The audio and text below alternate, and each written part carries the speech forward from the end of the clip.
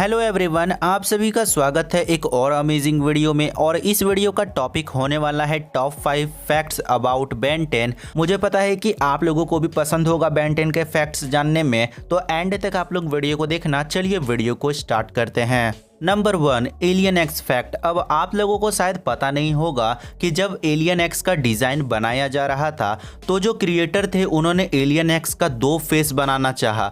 अगर आप लोग फैंडम में जाके सर्च करोगे एलियन एक्स तो वहाँ पर आपको पता चलेगा कि एलियन एक्स का 2 फेस होने वाला था, जो कि एक मेल का होता और एक फीमेल का होता, जो कि एलियन एक्स के आगे तरफ एक फेस होता और एक पीछे तरफ। पर गाइस ये प्लान को बाद में कैंसिल कर दिया गया और एलियन एक्स का सिर्फ एक ही फेस रखा गया जो कि मेल वाला था, और उसके अंदर 2 पर्सनैलिटी को बनाया गया जो कि एक मेल और फीमेल का था। वरना एलियन एक्स का जब डिज़ाइन बन रहा था तो 2 तरफ अगर फेस होता तो बेन पीछे से भी बात कर सकता था और आगे से भी बात कर सकता था। पर वहाँ पर दिक्कत क्या हुआ, जो क्रिएटर थे उनको बहुत ज़्यादा दिक्कत होने लगा था उस तरह का डिज़ाइन बनाने में, इसीलिए उस प्लान को ड्रॉप कर दिया गया और एलियन एक्स का सिर्फ हमें एक ही फेस देखने को मिला। तो ये एलियन एक्स का जो फैक्ट है वो शायद आपको पता नहीं होगा, जो कि मैंने अभी आपको बता दिया। Number 2, diamond head fact. अब आप लोगों ने अगर the secret of Chroma Stone episode देखा है, जब टेट्रेक्स जो है वो अर्थ में आता है और वह तोड़ देता है डायमंड हेड को और डायमंड हेड के अंदर से क्रोमा स्टोन को निकाल लेता है। पर गाइस हम लोगों ने ये देखा कि जो डायमंड हेड है वो पूरी तरीके से टूट गया था, तो वो आखिर रिकवर क्यों नहीं हुआ? आखिर डायमंड हेड फिर से अपने बॉडी में क्यों नहीं आ पाया? आप लोगों के भी मन में ये क्वेश्चन आया होगा।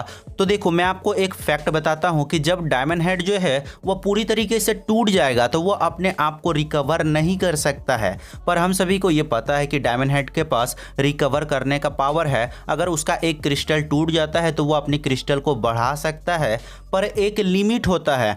डायमंड हेड का एक लिमिट होता है, जिस कारण से जो डायमंड हेड है वो पूरी तरीके से रिकवर नहीं हो सकता है। डायमंड हेड का अगर थोड़ा मोड़ा क्रिस्टल जो है वो टूट जाता है तो डायमंड हेड उसको आराम से बना सकता है, पर अगर कोई मेजर डैमेज पहुंचता है डायमंड हेड को तो डायमंड हेड पूरी तरीके से रिकवर वो नहीं कर सकता है। एक लिमिट होता है रिकवर करने का। इसी तरह से हम लोगों ने देखा कि जब टेट्रेक्स का जो हाथ है वो टूट गया था तो टेट्रेक्स ने भी अपना जो हाथ है उसको रिकवर वो नहीं कर पाया था, क्योंकि इसके पीछे का रीज़न है वो है लिमिट। एक लिमिट होती है जहाँ तक डायमंड हेड अपने क्रिस्टल को बढ़ा सकता है। Number 3, professor paradox fact. अब आप लोगों ने प्रोफेसर पैराडॉक्स के पास एक घड़ी देखा होगा और उस घड़ी का नाम है क्रोनो नेविगेटर। तो आप लोगों ने कभी ये चीज़ सोचा कि उस घड़ी का काम क्या है? आखिर उस घड़ी में टाइम जो है वह रुका हुआ क्यों है? तो इन सब का जो आंसर है वो मैं आपको बताता हूँ। सबसे पहले ये जान लो कि वो जो क्रोनो नेविगेटर है उसकी मदद से प्रोफेसर पैराडॉक्स कहीं भी जा सकते हैं।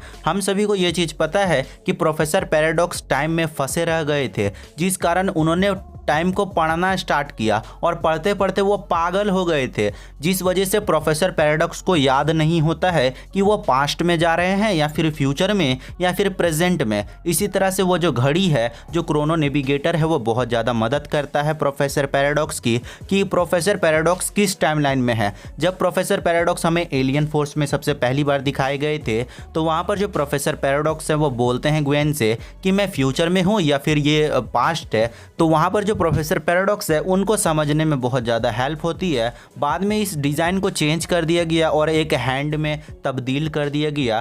प्रोफेसर पैराडॉक्स का जो हैंड है वो गलती से टूट गया था, जिस वजह से उन्होंने उस क्रोनो नेविगेटर को हैंड में बदल दिया और हैंड में वो पहनना स्टार्ट कर दिए थे।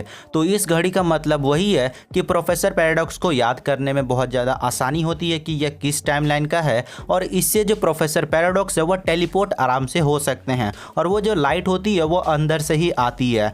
नंबर 4, अल्टीमेट्रिक्स फैक्ट। अब आप लोगों ने अगर एलियन एक्सटिंक्शन मूवी देखा है तो उसमें जो हमारा अल्टीमेट एलियन फोर्स वाला बैन था उसका जो अल्टीमेट्रिक्स है वो उल्टा था। तो इसका जो परफेक्टली आंसर है वो हमें मिला। हम सभी को ये भी पता चला था कि वो गलती से ऐड करा गया था ताकि फैंस का जो अटेंशन है वो जाए एलियन एक्सटिंक्शन मूवी में। इसका जो है एक आंसर मिला मुझे और इसका ये आंसर है कि ये एक एरर है। बेन 10 अल्टीमेट एलियंस को जिन्होंने एनिमेट किया था उनको तो ये चीज़ पता था, पर बेन 10 रिबूट को जिन्होंने एनिमेट किया है उन्होंने शायद उतना ध्यान नहीं दिया और अल्टीमेट्रिक्स को उल्टा लगा दिया। ये एक एनिमेशन एरर है, इससे ज़्यादा इसके बारे में बात करना ही नहीं है। बताओ, जिनको ये नहीं पता है कि अल्टीमेट्रिक्स सीधा है या उल्टा, उनको दे दिया गया था एनिमेट करने, उनसे कुछ नहीं होगा। और हमारा जो लास्ट फैक्ट है वो भी अल्टीमेट्रिक्स से ही जुड़ा है कि आखिर अल्टीमेट्रिक्स को पूरा क्यों नहीं करा गया। हम सभी को पता है कि जो अल्टीमेट्रिक्स है उसको बनने में बहुत टाइम लगा था और जो एज़मथ है उसने काफ़ी अच्छे से बनाया था अल्टीमेट्रिक्स को। पर आप लोगों ने ये चीज़ गौर किया कि कभी भी एज़मथ ने पूरा कंप्लीट नहीं करके दिया। जब गाइस अल्टीमेट सैक्रिफाइस एपिसोड में एज़मथ आया था तब भी उसने ये नहीं कहा था कि मैं अल्टीमेट्रिक्स को पूरा करूँगा। उसने कहा कि मैंने उस गलती को सुधार दिया है और ये अल्टीमेट्रिक्स पहले की तरह ही बकवास है। मतलब कि एज़मथ को ये चीज़ पता था कि अल्टीमेट्रिक्स को पूरा नहीं करना है, उनसे भी बड़ा डिवाइस बनाना है, जो कि हमें बेन 10 अल्टीमेट एलियंस के लास्ट एपिसोड में देखने को मिला कि बेन को एक न्यू ओमनिट्रिक्स मिला जो कि एक इम्प्रूव ओमनिट्रिक्स था।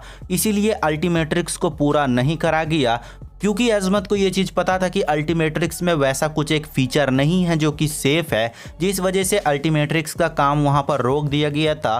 पर वहीं से एज़मथ ने ज़्यादा फोकस किया ओमनीवर्स वाले ओमनिट्रिक्स में, जिस वजह से ओमनीवर्स वाला जो ओमनिट्रिक्स है वो बहुत ज़्यादा इम्प्रूव ओमनिट्रिक्स था, जो कि हमें बेन 10 ओमनीवर्स में देखने को मिला। तो ये कुछ 5 ऐसे फैक्ट्स थे जो कि आपको शायद पता नहीं होंगे। अगर आपको इस तरह के और भी वीडियोस चाहिए तो आप हमारे चैनल को सब्सक्राइब कर देना। मिलता हूँ बहुत जल्द किसी नए वीडियो में, तब तक के लिए टेक केयर।